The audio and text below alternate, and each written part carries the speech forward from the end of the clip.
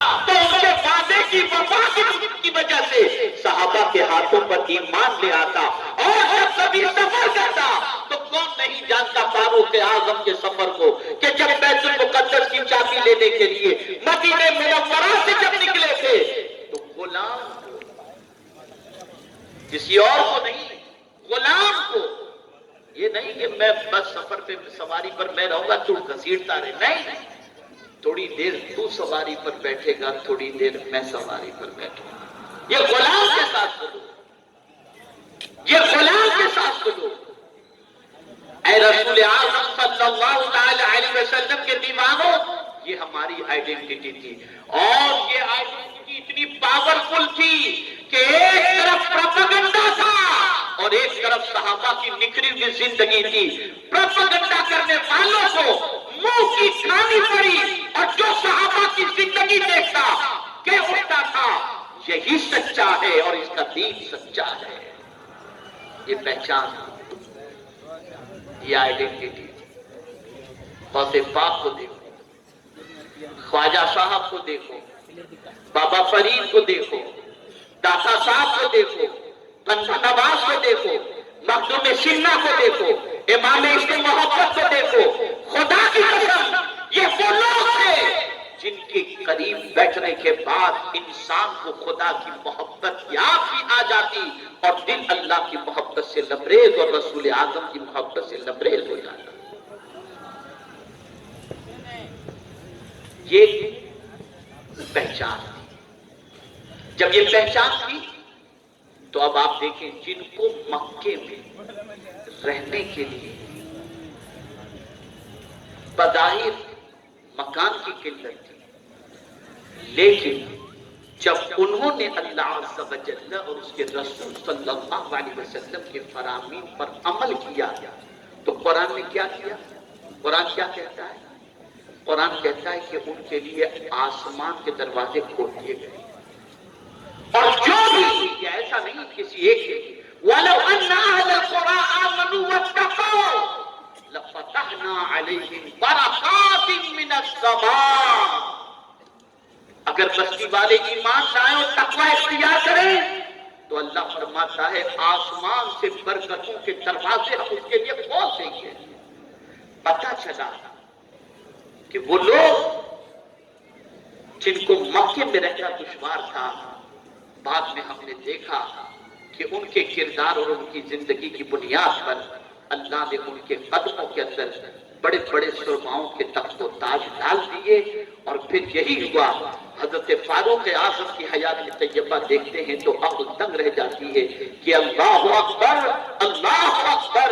وہ فاروق اعظم جو مدینہ منورہ پہنچتے ہیں تو اپنے مواقعات کے ذریعے ایک انصاری بھائی کے بھائی بن جاتے ہیں، ایک دن تجارت کے لیے جاتے ہیں اور ایک دن رسول اعظم سے سیکھنے کے لیے جاتے ہیں۔ اور یہ بھی دیکھیے کیا سوچ بنائی تھی حضور صلی اللہ علیہ وسلم نے۔ صحابہ نے کہا تھا انصار نے آپ فکر نہیں کریں، رہیں اور کھائیں پیئیں، کہا نہیں نہیں۔ وہ لوگ جو مفت کا کھانے کے عادی ہیں نا، ذرا غور سے سنیں، سرکار کے مہاجر صحابہ کہتے ہیں نہیں نہیں، ہم بیٹھ کر کھانے والے نہیں، ہم نے مکے میں بزنس کیا ہے، مارکیٹ کا پتہ بتا دو، ہمیں مارکیٹ کا پتہ بتا دو، ورنہ مفت کا کھانا ملے تو کون چھوڑے گا۔ آج ذرا دیکھ لیجئے سسرال کے پیسوں پر پلنے والے بہت سارے ملیں گے، آج دیکھ لیجئے ادھر ادھر ہاتھ مارنے والے ہزاروں ملیں گے، لیکن صحابہ نے مارکیٹ کا راستہ دیکھا اور تجارت کی، انہوں نے محنت کی، مشقت کی، پہچان بنائی۔ اب ایک پہچان اثر کے میں پھر آتا ہوں آگے کی، موضوع بڑا طویل ہے لیکن میں بولوں گا آج انشاءاللہ، جتنا اللہ مجھ سے چاہے گا میں کہنے بولنے کی کوشش کروں گا انشاءاللہ۔ اے رسول اعظم صلی اللہ تعالی علیہ وسلم کے دیوانوں، رسول اعظم نے ایک جنگ کے موقع پر صحابہ سے چندے کی اپیل کی، لاؤ، سب لے کر آئے، صدیق اکبر بھی لے کر آئے، کچھ نہیں چھوڑا گھر میں، کچھ نہیں، سب لے کر آ گئے۔ بعض روایتوں کے مطابق پیرہن بھی لا کر دے دیا اور ٹاٹ کا لباس پہن لیا۔ توجہ چاہوں گا، کیا صدیق اکبر کے بیوی بچے نہیں تھے؟ تھے نا، جب سب لا کر حضور کے قدموں میں رکھ دیا تو اب کچھ تو ان کے پاس بچا نہیں، تو اگلے دن بچوں کو کھلاتے کیا اور خود کیا کھاتے؟ سوال ذہن میں پیدا ہوتا ہے۔ جب سب لا کر کے دیتے تو اب کھائیں گے کیا، کھلائیں گے کیا؟ وہی تربیت، وہی پہچان۔ سب کچھ لا کر صدیق اکبر نے دے دیا۔ تصور کی دنیا میں کوئی صدیق اکبر سے پوچھے کہ ابو بکر کیا بات ہے، گھر والوں کے لیے کچھ نہیں چھوڑا، بیوی بچے کھائیں گے کیا؟ تو صدیق اکبر کا ایمان جواب دے گا، سن، میں نے بہت سرمایہ اگر جمع کیا ہو یا نہ کیا ہو، لیکن اتنا ضرور ہے کہ میں نے اپنی پہچان بنائی ہے۔ اور سن لے، بغیر پیسے کے کل اگر مارکیٹ میں کھڑا رہ جاؤ تو ہزاروں کا مجھے مال چاہیے تو میری سچائی کی بنیاد پر دنیا دینے کو تیار۔ یہ ہے پہچان۔ ہے آج کسی مسلمان کے لیے؟ ارے عمرے کا پیسہ کھانا، حج کا پیسہ کھانا۔ جس قوم کی پہچان اتنی بدتر ہو چکی ہو، اس قوم سے آپ کیا امید کریں؟ یہ پہچان تھی صدیق اکبر، یہ آئیڈینٹی تھی صدیق اکبر رضی اللہ تعالیٰ عنہ۔ اور پھر ایک دوسرا اینگل سے سوچیے، جنت کی بشارت مل رہی ہے ان صحابہ کو، عبادت میں کوتاہی نہیں، ریاضت میں کوتاہی نہیں۔ آپ تو جنت کی سرٹیفکیٹ، بڑی معذرت کے ساتھ کسی کو برا لگے، میں بھی پیری مریدی کرتا ہوں، آستانوں پہ جاتا ہوں، میری عادت ہے، بلکہ میں نے تو یہاں کے اجتماع سے پہلے قاری اعظم سے کہا، سبق المستان شاہ بابا کے یہاں پہلے حاضری دے کر اجازت لے لینا اور کہنا اجتماع آپ سنبھالیے گا، ہم تو کوشش کر رہے ہیں۔ تو ہم الحمدللہ وہ مان گا، لیکن توجہ چاہوں گا،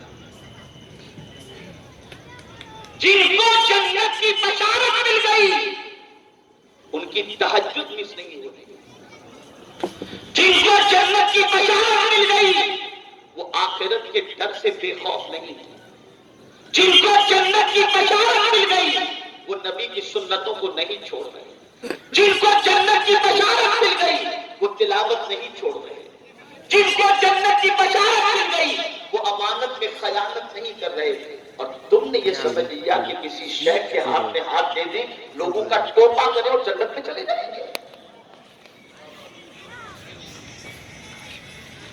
کسی آستانے پر جا کر 10 بھیک چڑھا دیں گے، لوگوں کا پیسہ کھا کر اور پھر جنت میں چلے جائیں گے۔ اتنی سستی جنت نہیں ہے۔ اسلام کرو اپنی۔ اگر کسی کے پاس 99 روپے حلال کے ہو اور 1 روپیہ حرام کا، توجہ چاہوں، 99 روپے حلال کے اور 1 روپیہ حرام کا، اور اس پیسے سے اگر کسی نے احرام خرید کر عمرہ کیا اس کا عمرہ قبول نہیں ہوگا۔ مجھے ابھی جمعرات، میرا ٹاپک اس مرتبہ جمعہ کو جو تھا وہ ملک شام کے بارے میں